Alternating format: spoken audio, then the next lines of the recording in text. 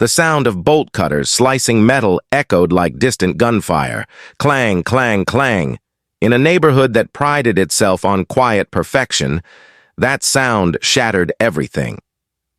At 6:47 a.m. on a Tuesday, Bethany Kensington Wright, HOA, president, self-appointed neighborhood queen, made a $2.3 million mistake in a bathrobe and slippers. She thought she was cutting a lock on an eyesore Jeep. She was actually stealing federal law enforcement property, compromising an active task force investigation, and declaring war on the United States government, all before breakfast.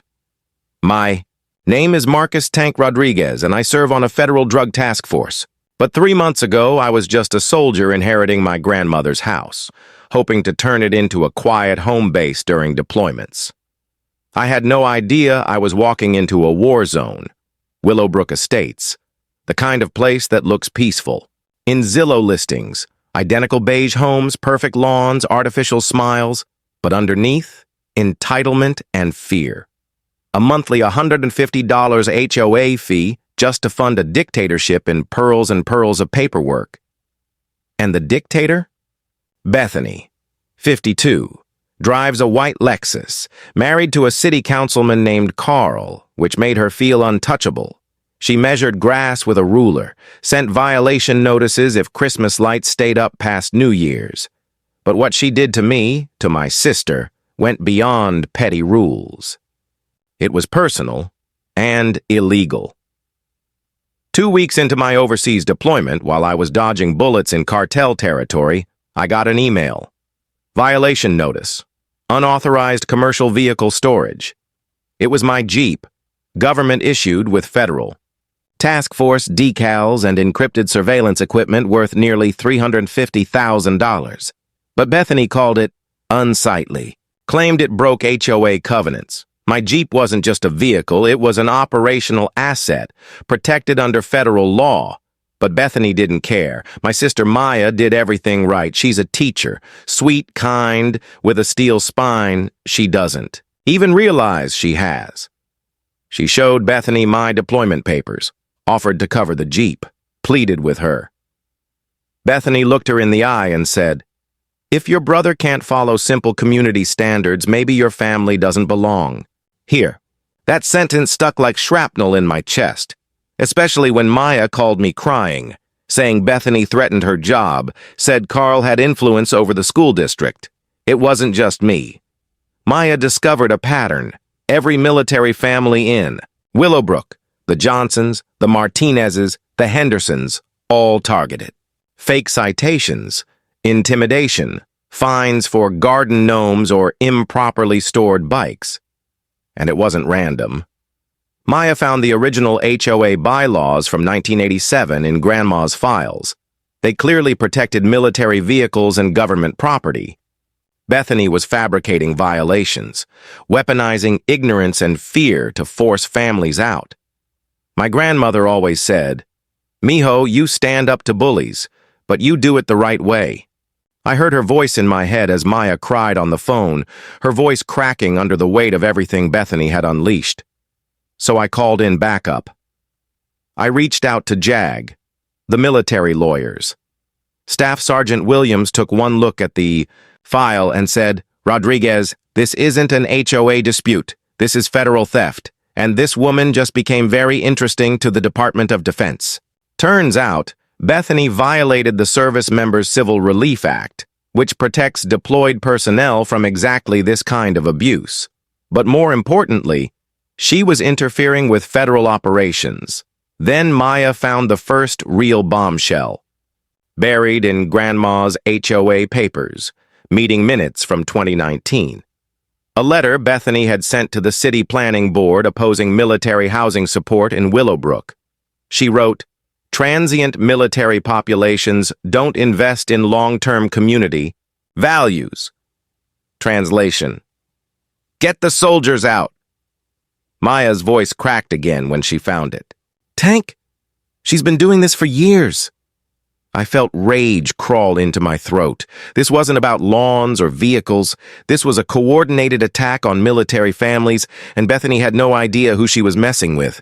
I activated the Jeep's Security system remotely. Standard task force issue. Motion sensors, infrared cameras, GPS tracking, and auto capture of anyone who got too close. The footage was clear. Bethany had been trespassing 17 times in 3 days. She photographed everything. Even tried to open the door. When I showed the footage to my supervisor, Captain Chen, her eyes narrowed. She's documenting classified surveillance tech. That's not an HOA dispute. That's espionage. It was time to strike. Bethany escalated. Fast. Hired a private security firm. 2 goons in a white SUV who patrolled the neighborhood like wannabe cops, filming my Jeep every hour. They told neighbors that I was dangerous, that my vehicle was a threat. Maya called me again, her voice breaking over the satellite line. Tank, they're saying we're a danger to the community. Parents won't talk to me at school anymore. That did it? I accessed the security feed again. One night, 1:43 a.m., Bethany showed up with a flashlight, scanning the inside of my Jeep, pointing out components to the security guards. It wasn't just snooping anymore. She was guiding them. She was coordinating surveillance of a federal asset. Maya's career took a hit. Her principal called her in. Parents were concerned about security risks. She'd taught in that school for 8 years. Now she was being treated like a criminal by association. Then it got worse. The guards cornered her in a grocery store parking lot. "We need to know what kind of operations your brother runs," one of them said. Maya started recording. "Are you saying my brother, serving overseas, is a threat?" she asked, calm but shaking. He stepped closer. "Military personnel bring back issues." He didn't know that statement just became evidence in a federal discrimination case. Captain Chen acted fast. The guards vanished. The company faced federal investigation, but Bethany didn't stop. She filed complaints with every agency you can imagine. Animal control, fire department, code enforcement, all fake, all on record, and then came the clang. At 6:47 a.m. on a quiet Tuesday morning, Maya's phone lit up. Tank. She's doing it. She's cutting the lock. She's taking your Jeep. Through her phone camera, I watched Bethany, still in her robe, directing a tow truck like a general leading a charge. But the driver saw the federal decals and panicked. "Lady, I'm not touching this. That's government property," Bethany screamed. "I'm HOA president. I have authority." That sentence, captured on 3 different cameras, became the final nail in her federal coffin. The driver dropped the chain like it burned him. You could hear the tension crackling in the air. Bethany stood frozen, her hand still gripping the bolt cutters like a trophy. For a moment, it was silent, just birds chirping and Maya's quiet. Breath on the phone line. Then the driver turned slowly, eyes locked on the Jeep's markings. His face shifted, not confused, not afraid, just alert, like he knew something Bethany didn't. He pointed at the vehicle and said, "This is federal. You touch this again, lady, and you're going to have more than a fine coming." Bethany's mouth opened to argue, but the driver was already gone, tires screeching away from the curb like the asphalt itself had become dangerous. She was left, standing alone, her bathrobe flapping in the wind, the bolt cutters dangling useless in her hand. But the damage was done. Maya stayed hidden behind our porch column, phone still recording. Her fingers were trembling, but her aim was steady. She captured every frame. Bethany's forced entry, her yelling, the bolts sliced on the ground, the way she stared at the Jeep like it owed her something. I watched it all live through the Jeep's own surveillance feed, half a world away. My heart thudded in my chest, each beat sounding louder than the next. I wasn't just angry. I was ashamed I wasn't there to protect Maya, but that shame turned into resolve, cold, focused, and deeply rooted. It was time to go dark. The Jeep's onboard system had a silent alert feature. Designed for drug busts, hostage recovery, high-level surveillance, I triggered it. It pinged the nearest federal field office. Within minutes, they responded with a 3-word message. Stand by deployment. The feds were coming. Not in uniform. Not with sirens, but quietly. Through unmarked cars, plain clothes, badge under the collar types. I gave Maya one job. Stay calm, stay safe, and don't confront Bethany. Not yet. What we were building was bigger than an argument. We were building a case. The next morning, 2 SUVs rolled into Willowbrook. Clean, discreet, no flash. Agent Herrera and Agent Lamont stepped out like neighbors stopping by for coffee. But their smiles were sharp, their questions surgical. They knocked on Bethany's door before 8 a.m. and introduced themselves as code enforcement liaisons. They complimented her begonias. She offered them bottled water. Classic deflection, but inside, they were scanning every inch of her foyer with microcams and voice mapping tech. They weren't there to chit-chat. They were mapping behavior, checking contradictions, recording lies. Bethany didn't disappoint. She denied everything. Said she never touched a lock. Claimed Maya forged the Jeep's decals. Blamed Carl's political opponents for orchestrating a takedown. She even mentioned my name, not kindly. Said I was aggressive and unstable. I heard it all. Agent Herrera was wired. Every word she said was fed straight into my inbox within minutes. That night, Maya came home to find an envelope tucked into the doorframe. No return address. Inside was a folded letter with one line. You don't belong here. No signature. No threats. Just those 5 words, typed in block letters cut with coldness, but whoever sent it forgot about the small sticky fibers from the glue, the kind that stay under fingernails. A lab team recovered partial DNA. It matched a known associate of Bethany, Marla, head of HOA landscaping. They were unraveling, fast, then came the pressure.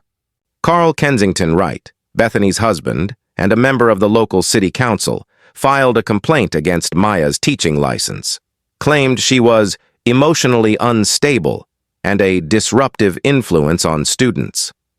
He used statements from parents his wife had manipulated for years. Maya was put on leave pending review. She broke down that night.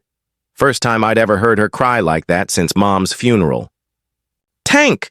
They're destroying everything. My job, our name, Grandma's legacy. Why are they doing this? I didn't have a good answer, only fury.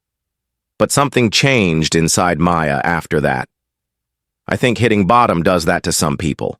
The next morning, she straightened her shoulders, wiped her tears, and started fighting like Grandma would have. She met with a veterans family rights attorney, filed a countersuit.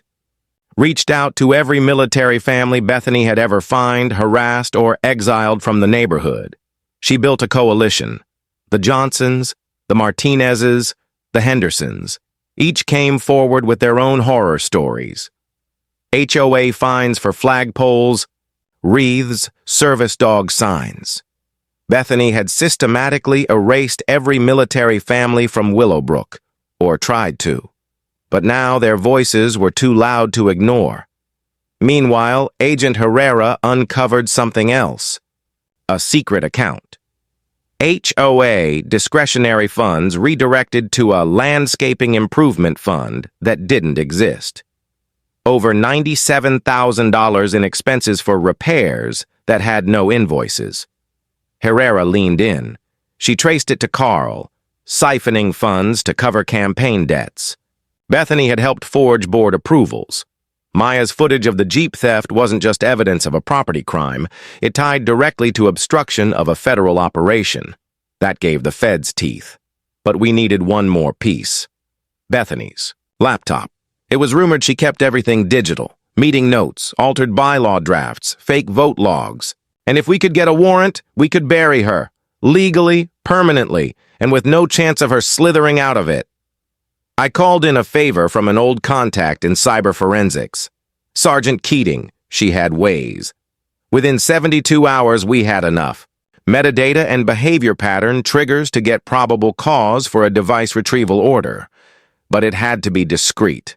One mistake, and she'd wipe everything.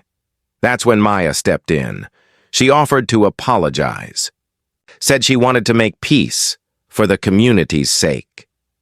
Bethany, drunk on power and always craving control, agreed, invited her in, asked Maya to sit down, poured her tea, and while Maya fumbled with her purse, intentionally dropping it under the table, her smartwatch synced with Bethany's home Wi-Fi.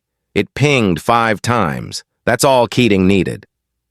Bethany had a NAS drive in her basement, unprotected, unsecured, and broadcasting. 3 hours later, that drive was in federal custody, and what it revealed? Fake elections, ghost votes, fraudulent citations, private messages with her husband, coordinating harassment campaigns, even instructions to HOA guards to apply pressure on military families to leave. The files weren't just damning, they were disgusting. Carl was arrested within the week. Bethany, she held out. Denied. Everything. Claimed Maya hacked her, accused the feds of intimidation. But the footage of her with bolt cutters said otherwise. So did the Jeep's silent recording of her describing my sister as military trash who thinks rules don't apply to her. The charges stacked up like bricks. Trespassing, attempted theft of federal property, obstruction of a federal investigation, conspiracy to intimidate government personnel, fraud, and racketeering under the RICO Act. When they came for her, it wasn't with lights or sirens. It was quiet. Unmarked sedan, federal badge, calm voice. Bethany Wright, you're under arrest. Maya watched from the porch. She didn't cheer, didn't smirk. Just stood tall in Grandma's old cardigan, watching the woman who tried to erase her finally get erased by her own hubris.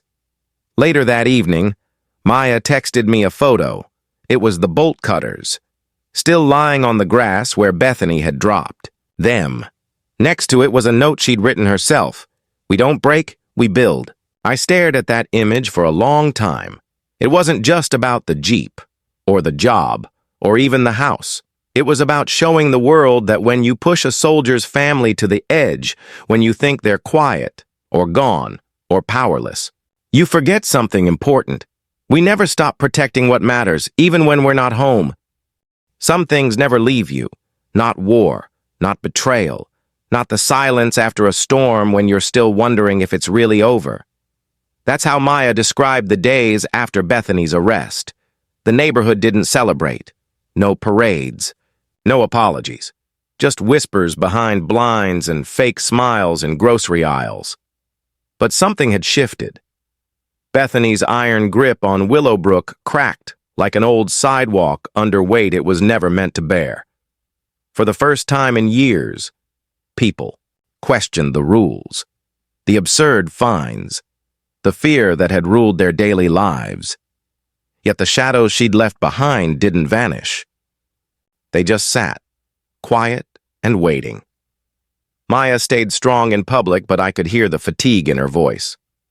Every day feels like walking through glass barefoot, she said during one call. The school hadn't reinstated her yet. Carl's complaint was technically still under review, even though he was now sitting in a holding cell awaiting trial. That's the thing about systems. They break fast when corrupted, but take forever to fix. The feds offered her protection, but Maya refused. I'm not running. Grandma didn't raise cowards, so she stayed.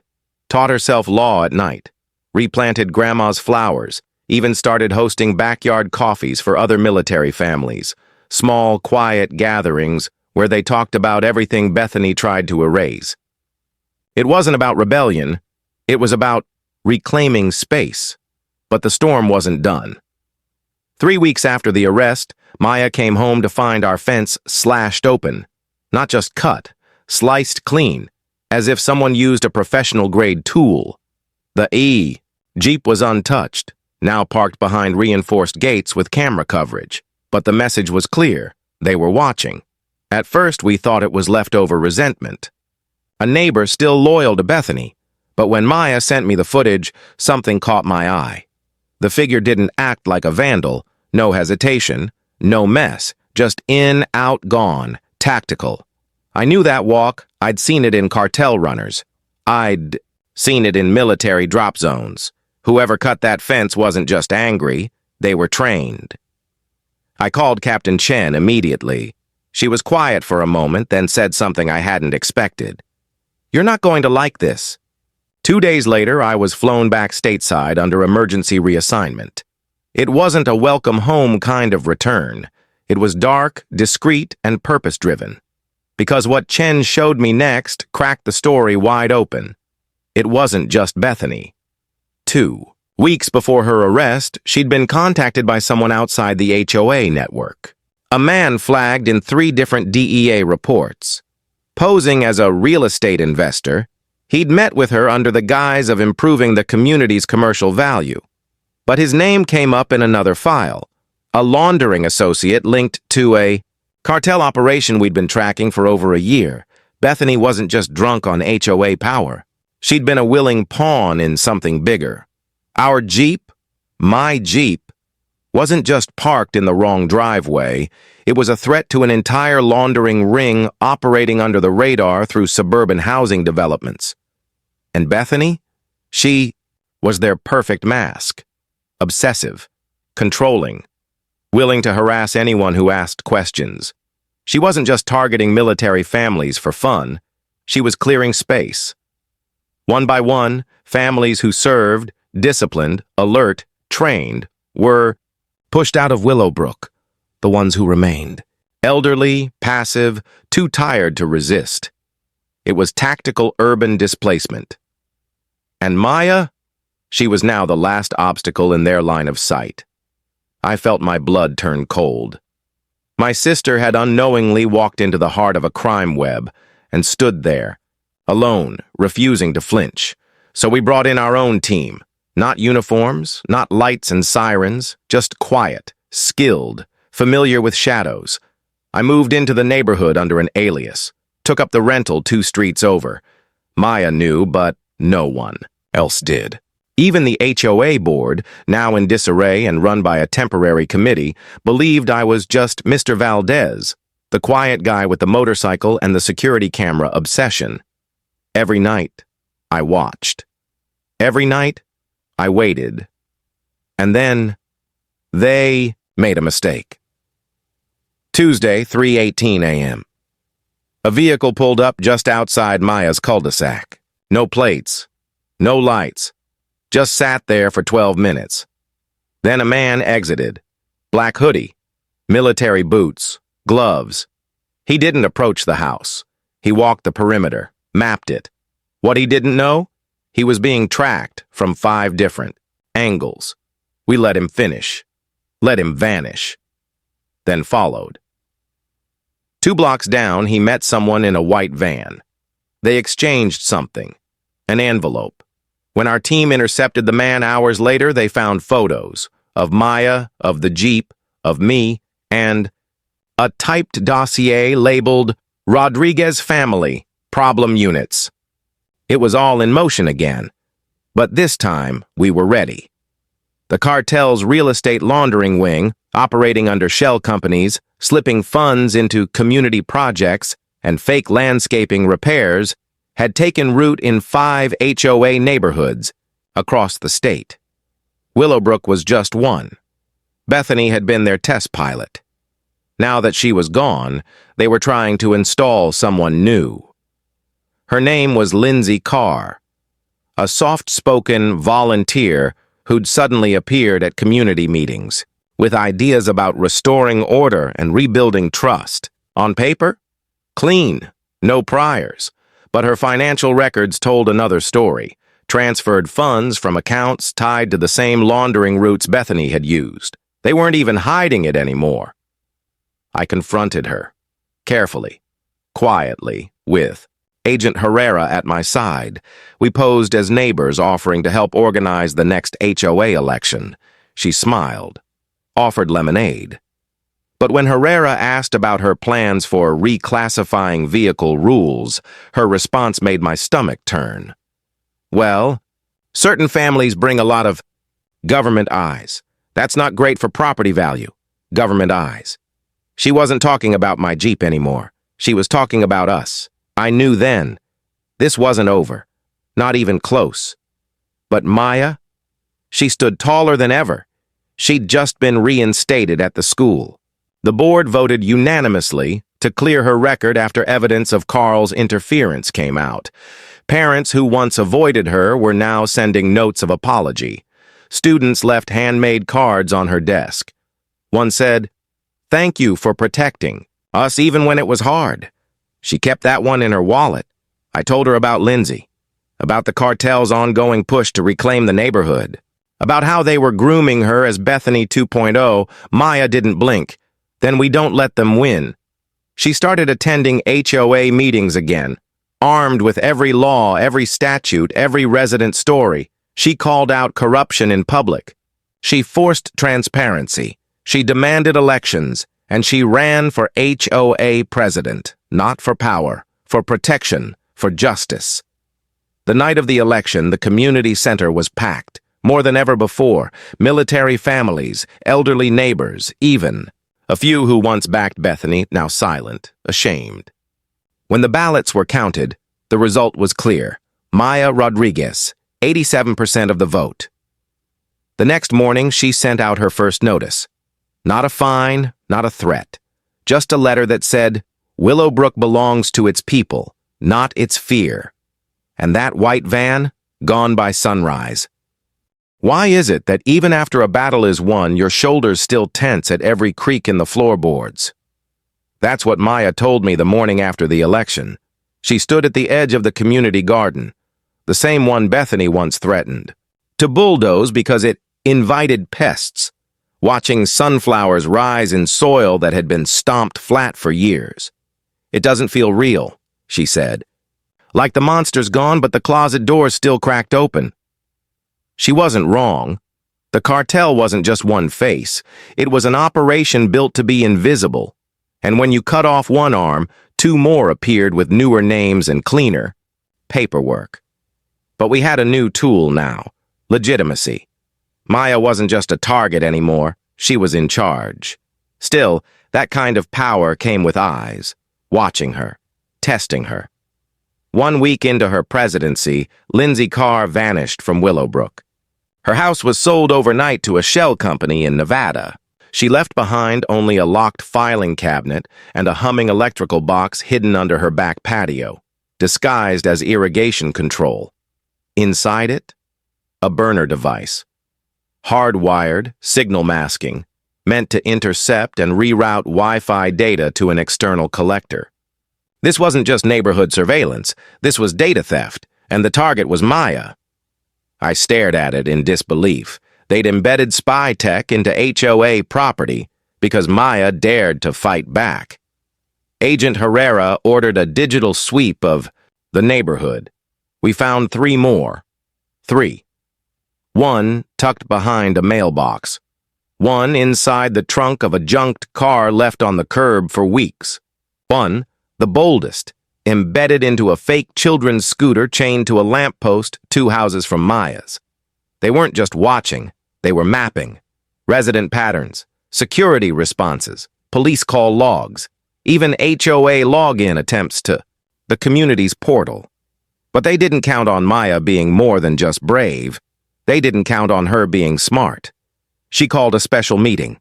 Open attendance, transparent live stream, no agenda hidden in fine print.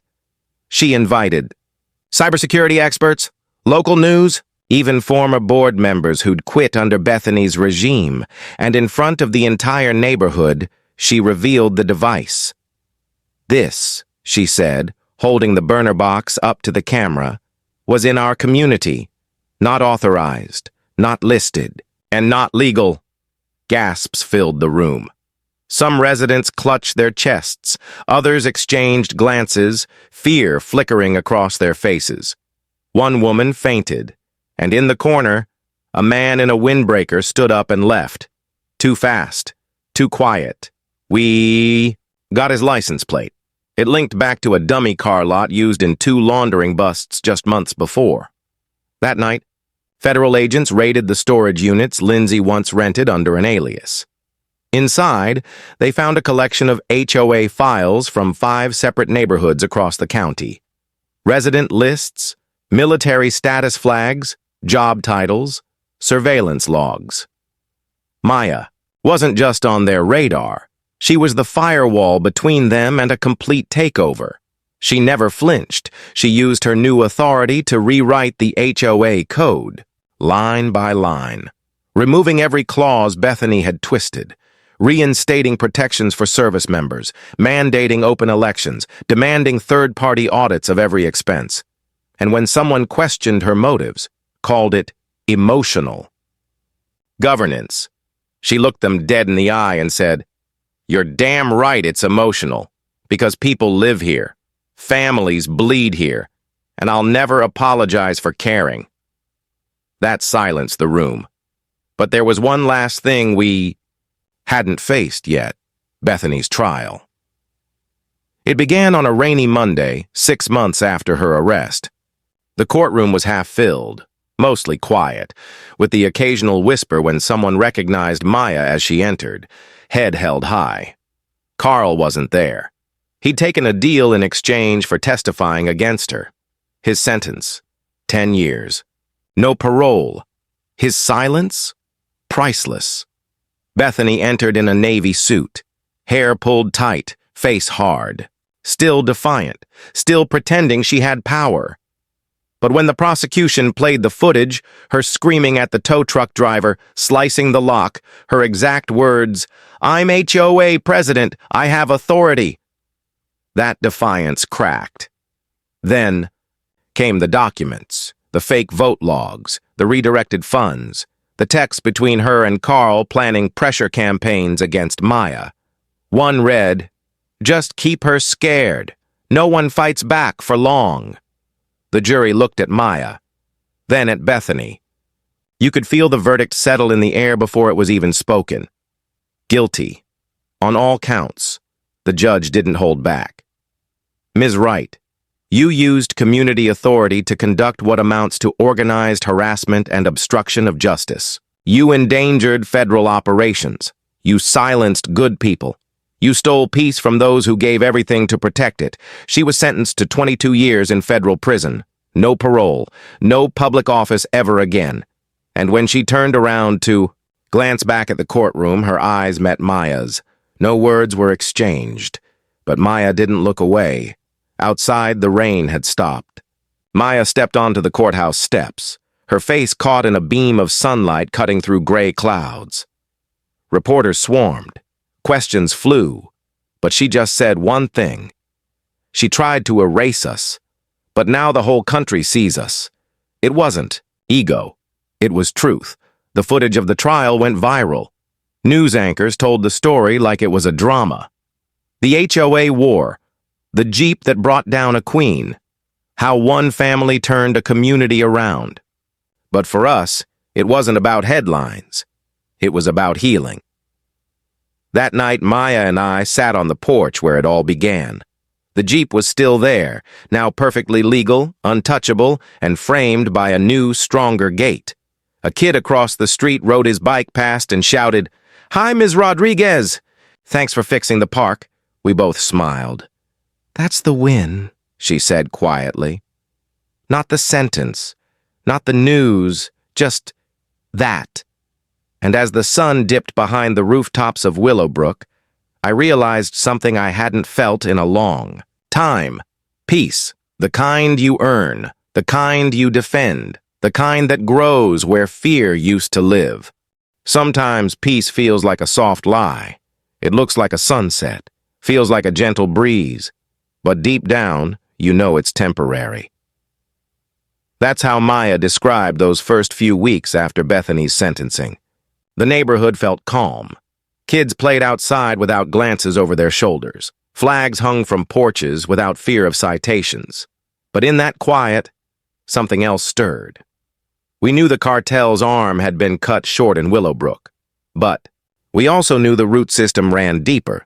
The burner devices hadn't just been surveillance tools. They'd been nodes, part of a larger digital web feeding data to servers across multiple cities. Agent Herrera explained it best. Bethany wasn't the operation. She was just one access point. The question that kept me up at night was simple. Had we really won anything, or just delayed what was coming? Then came the mailbox. Maya opened it on a Tuesday morning, routine, quiet, sipping her coffee like any other day, when she found the envelope.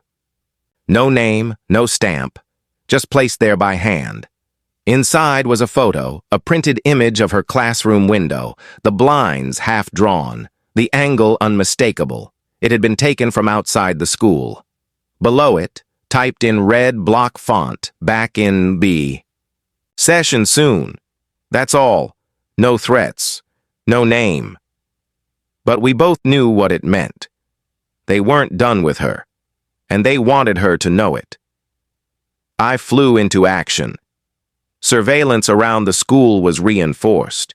My team began tailing every suspicious vehicle near the property, but Maya didn't flinch. She walked into that school the next morning like nothing had happened, taught her classes, smiled at her students. Still, I saw it. In her shoulders, in her breath when she paused between lessons. She wasn't afraid. She was bracing. The cartel wasn't just interested in erasing us anymore. Now they wanted to make an example. So I went digging.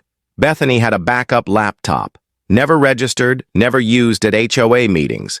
It had been found hidden in a safe under a false panel in her closet overlooked during the first sweep. When we decrypted the drive, we found more than expected. Not just HOA documents, blueprints, maps of neighborhoods across the county, highlighted parcels, military family addresses, HOA bylaws marked in red, identifying loopholes, weak spots. It was a coordinated system designed to infiltrate civilian housing and eliminate friction. They didn't just want to avoid attention, they wanted to control who lived where soldiers settled, where families with government clearance raised their kids, where intelligence might accidentally intersect with their operations. The plan was simple: drive out the watchful, control the passive, and Willowbrook had been the prototype. Maya was no longer just a survivor of HOA abuse. She was a threat to an entire regional strategy. Agent Lamont called it urban quiet cleansing. That night, I sat Maya down on the porch and showed her the blueprint files. She didn't cry. She didn't gasp. She just asked one question. How many other Mayas are on this list? 73. 73 families across 6 neighborhoods. Different names. Same profile. Military ties, federal jobs, whistleblowers, educators, or community leaders who had been cited, harassed, or driven out by rogue HOA leadership connected to dummy nonprofits. Maya didn't sleep that night. She called every one of them, introduced herself, told her story, listened. And before sunrise, she had 34 families committed to joining her in forming something new. Not a protest group, not a support circle, a resistance. She called it the Watch Line. Its mission? Simple. Protect military families from quiet discrimination, expose hidden HOA power structures, connect federal agencies to civilian harassment patterns before they spiral. I'll never forget her first message to the group. She wrote, "We don't all wear uniforms, but we still serve. They counted on our silence, but now they'll count on our signal." She sent that at 3:12 a.m. By 3:30, responses were flooding in from across the country. The watch line spread like wildfire, and with it, so did the threats. One HOA president from a neighboring community suddenly resigned without explanation. Another was caught shredding files before a surprise audit. A third was arrested after the watch line tipped off Homeland Security to a set of falsified citations linked to a shell company laundering narcotics profits. Maya became a name in circles she never thought she'd touch, but the danger grew. One night, she came home and found the side door of Grandma's house open. Nothing. Taken. No sign of forced entry. Just a half-full glass of water on the counter that she didn't pour. That chilled me more than anything. They were no longer trying to hurt her. They were trying to haunt her. I called in every favor I had left. Willowbrook turned into a protected zone overnight, Surveillance drones, enhanced patrols, silent agency eyes. But we knew that wasn't sustainable forever. That's when Maya made the boldest move yet.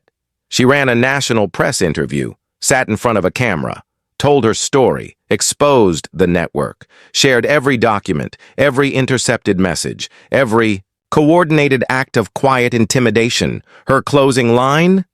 You don't need to break down a door to destroy a family. You just need to control the rules around them. The video went viral. Over 18 million views in 48 hours. Congress opened a hearing. Subcommittees requested her files. She wasn't just Maya Rodriguez anymore. She was the woman who took on an HOA cartel. And won. But we both knew it wasn't over. Because shadows don't go down easy. They hide. They wait. And somewhere out there, beyond the spotlight, beyond the trial, another Bethany was being recruited. Another community was being studied. Another fence was being measured for how easy it might be to cut through in the night. But this time, there'd be a watch line waiting. It happened just after midnight. The kind of hour when even your own house feels unfamiliar. Maya had fallen asleep on the couch, still in her school cardigan, papers scattered across the table, her glasses askew on the bridge of her nose. The porch light flickered once, then again, then went out. And that's when the power died. Not just a blown fuse, not a neighborhood outage, just her house, only her house, dark and silent like a warning. She didn't panic, not yet. She stood, up slowly, her instincts trained by months of fear disguised as routine. She reached for her phone, dead. She walked to the window, streetlights still on. Only her home was blacked out. Then she heard it. 3 soft taps on the back door. Not knocks. Taps. Fingertip light. Measured. Intimate. She froze. For a moment, she thought of Grandma's voice, always calm in a storm. If you stay still long enough, you can hear what the wind wants. But this wasn't wind. This was someone waiting to be let in. She grabbed her flashlight and turned it on. The beam landed on the hallway mirror. Her own face stared back. Pale, wide-eyed, tight-lipped. She didn't turn toward the back door. She turned toward the coat closet. Inside was her emergency satchel, GPS beacon, burner phone, flash drive with watchline backups, a collapsible baton from one of my old security kits. She didn't hesitate. She triggered the beacon and slid the satchel over her shoulder just as the back door clicked, not opened. Clicked, unlocked. She bolted up the stairs, quiet, practiced. Every movement smooth. From the second-floor window, she saw it. A man in a gray jacket, standing still, backlit by the glow of her neighbor's garage light. He wasn't masked, because he didn't think he needed to be. He moved with purpose. Checked the kitchen window, scanned the living room, then slowly walked toward the staircase. He didn't know Maya had already slipped out onto the roof. She lowered herself down the trellis and ran. 3 blocks away, I got the alert. Beacon triggered. Location live. Emergency code Echo Red. My truck was already moving before the alert finished loading. The tires screamed down Maple and onto Sutter. By the time I got eyes on her, Maya was barefoot, breathless, clutching the satchel like a lifeline.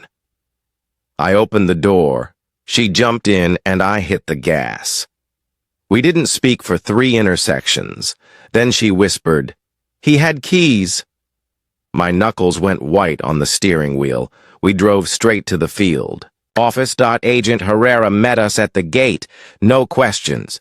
We ran the prints from the back door. The results hit before sunrise. Brian Telford, former private security, dishonorably discharged, known associate of a housing contractor tied to multiple laundering rings, most recently spotted at a charity gala hosted by Lindsay Carr. They weren't just watching anymore. They were moving. We reviewed Maya's footage from her interior cams. Telford wasn't looking to steal. He didn't even touch the safe. He was looking for her, which meant there was something Maya had that they needed. But what? She reviewed every watchline file, every encrypted message, every leak. And then she remembered the hard copy, one paper file she hadn't digitized, because it wasn't about Willowbrook. It was about Hillview Park, a quiet, seemingly harmless HOA 30 miles away. One of the original flagged neighborhoods from Bethany's laptop. The file had a simple title, Dead Parcel Transfer, 74A. It was a property that didn't exist. On paper, it was a community garden. In person, it was a fenced-off gravel square with no gate, no signage, no visitors. Inside that file was a map, drawn by hand, with GPS markings and a strange label, Dry Room, Do Not Move. It wasn't HOA stuff. It was cartel infrastructure, hidden in plain sight, buried under the one kind of jurisdiction no one ever questions. Neighborhood improvement. Telford wasn't. Just after Maya, he was trying to erase the map. Herrera assembled a small team and moved immediately. At sunrise, they raided Hillview Park Parcel 74A. They found a hatch, steel, reinforced, under layers of soil, decorative gravel, and fake irrigation. Pipes. Beneath it, a dry room, coated with 4 different alarms, filled with filing cabinets, 3 servers, and 2 crates of military-style burn phones. But what was chilling, what made even hardened agents pause, was the whiteboard. It listed names. All watch line leaders. And at the top, Maya Rodriguez. Next to her name, Delay Public Too Loud. Below that, Wait for Quiet Window. They'd been watching her since Bethany's arrest. Every move, every speech, every late-night post. Not to act fast, but to act after the noise faded. But now the feds had their safe house. They had the network on paper. And Maya? She had proof that none of this had ever been about HOA drama. It had always been about power through silence. She stood in front of the Hillview Garden entrance that evening, camera crews behind her. The sun dipped behind the trees as she held up the folder. I've spent a year defending a house, a driveway, a flag, a jeep. I thought that was the war. But the real war, it's over who gets to live without fear. That's not an HOA issue. That's a human one. I stood behind her, silent, proud. Maya didn't set out to become a symbol, but now she was. Not just of survival, but of refusal. Refusal to disappear, refusal to shut up, refusal to walk away just because the system tells you it's not worth the fight. Because here's the truth. When someone cuts your power in the middle of the night, when they come for your family with a smile and a clipboard, when they call it neighborhood policy while they erase your existence, you don't just rebuild, you rise louder. You'd think after uncovering a cartel safe house buried under a suburban garden, the world would pay attention. But corruption doesn't collapse with headlines. It dies slowly, piece by piece, while good people fight exhaustion just to keep the lights on. Maya hadn't rested in 3 days. Her phone buzzed constantly. Reporters, attorneys, congressional aides, families from across the country asking for help, guidance, a voice.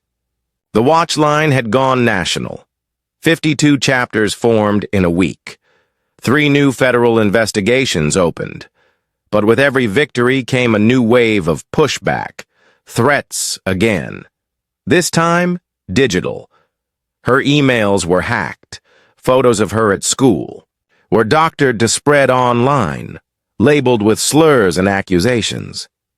Militant teacher. Instability in the classroom. PTSD by proximity. False articles, AI-generated smear videos, entire Facebook groups calling her dangerous. Maya never flinched. She held community meetings, streamed them live, told the truth. Every time someone tried to smear her, she met them with receipts, documents, court records, maps of secret rooms under parks. The truth was heavy, but she carried it like it was made for her hands. But something darker was crawling underneath. Bethany had been sentenced. Carl was gone. But a new name surfaced. One Maya didn't recognize, but I did. Anton Miles, former. Contractor, private logistics consultant. Had briefly handled security integration for one of our task force ops years ago. Disappeared after leaking blueprints to an allied cartel supposedly fled overseas.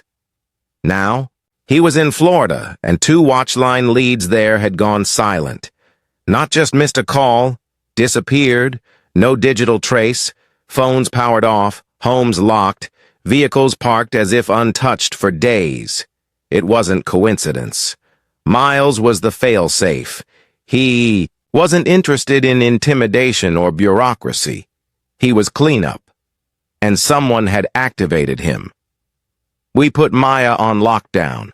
Not a request, not a suggestion. She was moved to a safe house outside county lines under federal protection. It was the first time she'd left Grandma's home in almost a year. I thought she'd resist, fight me on it. But when I found her staring out the window that night, she just said, "I won't let them make me afraid of the world." I stayed with her. 2 rooms, fortified doors, digital surveillance, but what I couldn't fortify was what came next. At 2:44 a.m., the watchline server went down, not glitched, wiped, redundant backups in 3 states, all offline. Emergency folders, gone, trace logs, corrupted. It was coordinated, fast, and surgical, and whoever did it knew exactly where to hurt us. Maya woke up to 317 messages from watchline families. One read, "They found our location. We're moving again. Please help." Another said, "We thought this. Couldn't happen again. We were wrong." Maya stood in the center of that safe house kitchen, her hands shaking, not from fear, but fury. She slammed her coffee mug onto the table hard enough to crack it. "They're trying to erase us, again!" She opened her laptop and began rebuilding. Not from data, from memory. Contact by contact, family by family. 1,000 names, 1,000 moments. She wrote by hand when the power failed. She read out names to a recorder in case she lost her voice. I watched her become more than a survivor. She was becoming an archive, not just of pain, but of proof. And that's when I realized. They weren't just afraid of exposure. They were afraid of Maya herself, because she wasn't a whistleblower anymore. She was unerasable. We sent out a digital signal through a new channel. Encrypted, routed through Watchline's international branches, it said, "They took the system, not the people." Within hours, data poured in from overseas backups, ally networks, and sympathetic whistleblowers. Even ex-HOA members started sending documents anonymously. One email changed everything. Subject line: Asset 33, HOA election memo. It was from a former legal consultant hired by Kensington Holdings, the company tied to Carl's development firm. The memo attached: a 5-year plan to infiltrate 14 U.S. neighborhoods using false HOA campaigns, install compliant presidents, purge families deemed problematic, build communities from the inside out. Bethany was Asset 02. Maya was listed on page 6, not by name, but by address.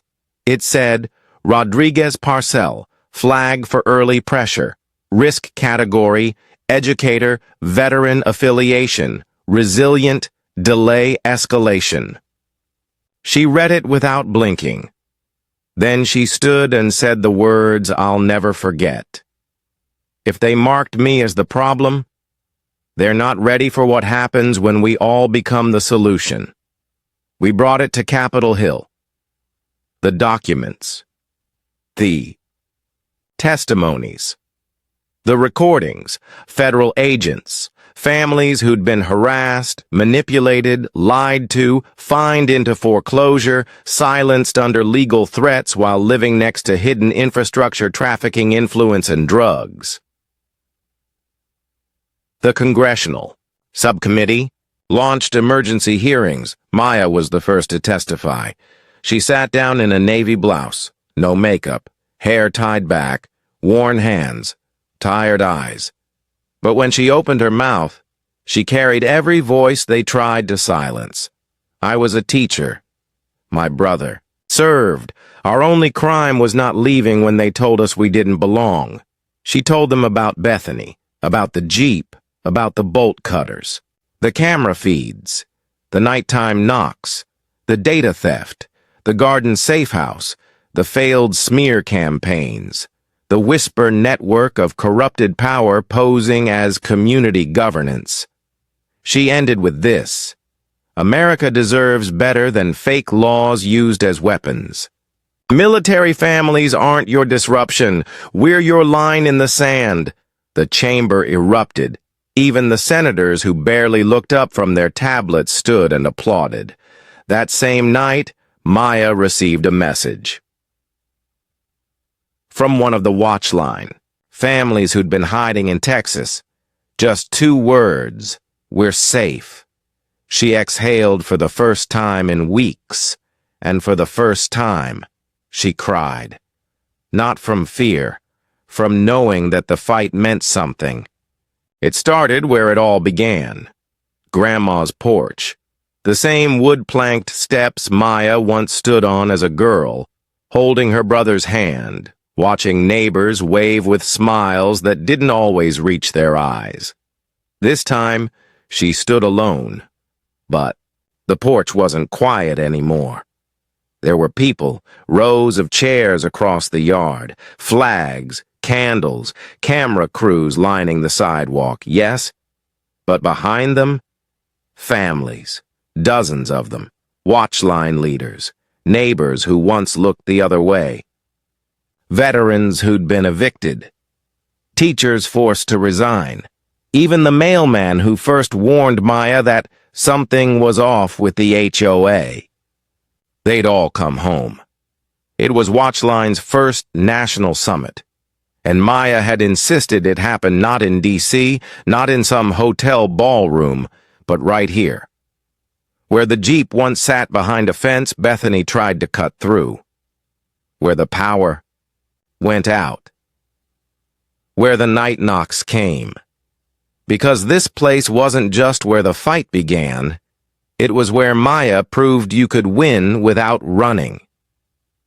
She stepped up to the small podium, weathered, homemade, decorated with purple sage and yellow carnations. Her voice didn't rise like a politician's. It didn't shake like someone still afraid. It settled, low, strong, unapologetically hers. I used to think fighting meant shouting louder, throwing back what they threw at you. But the hardest fight is staying when they want you gone.